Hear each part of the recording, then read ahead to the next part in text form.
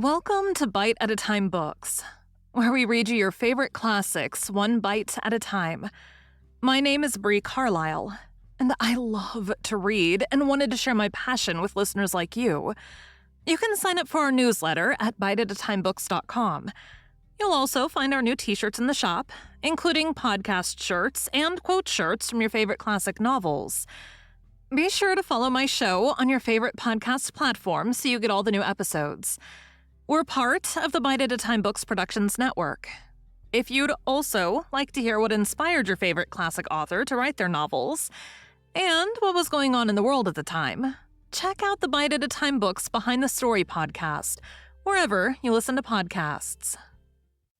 Today we'll be continuing Les Miserables by Victor Hugo.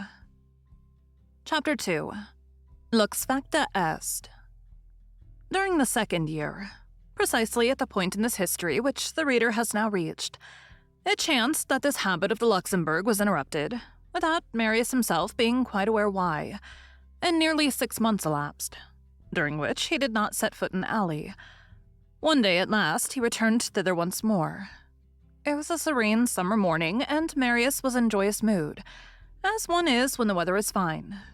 It seemed to him that he had in his heart all the songs of the birds that he was listening to, and all the bits of blue sky of which he caught glimpses through the leaves of the trees.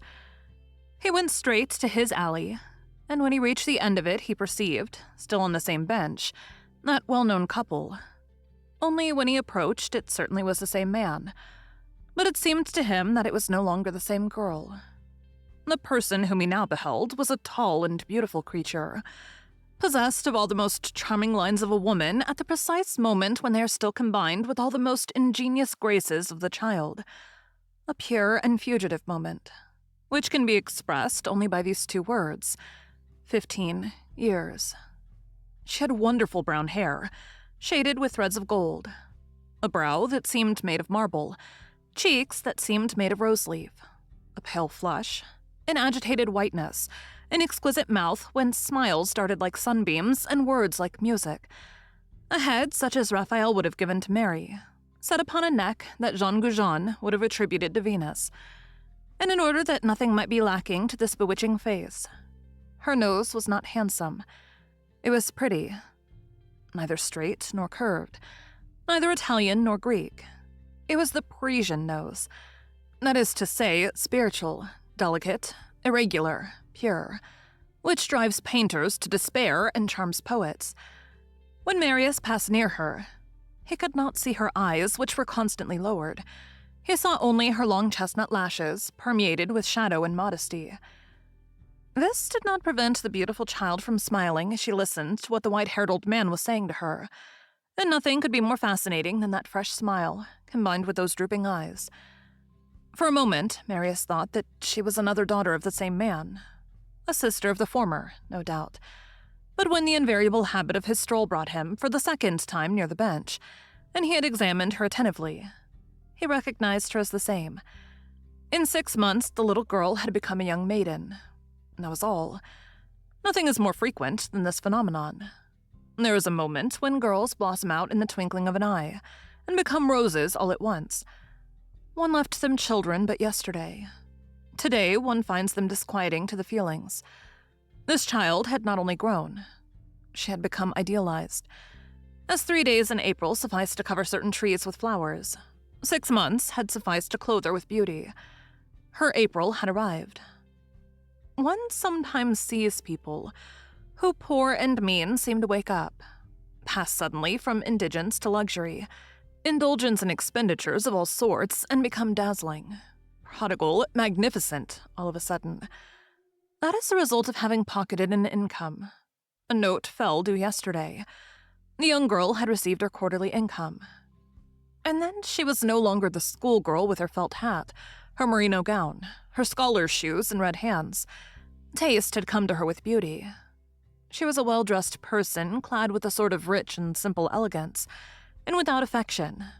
She wore a dress of black damask, a cape of the same material, and a bonnet of white crepe. Her white gloves displayed the delicacy of the hand which toyed with the carved Chinese ivory handle of a parasol, and her silken shoe outlined the smallness of her foot. When one passed near her, her whole toilette exhaled a youthful and penetrating perfume. As for the man, he was the same as usual.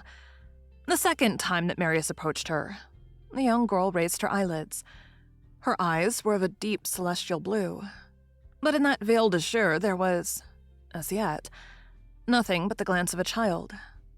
She looked at Marius indifferently, as she would have stared at the brat running beneath the sycamores, or the marble vase which cast a shadow on the bench, and Marius, on his side, continued his promenade and thought about something else.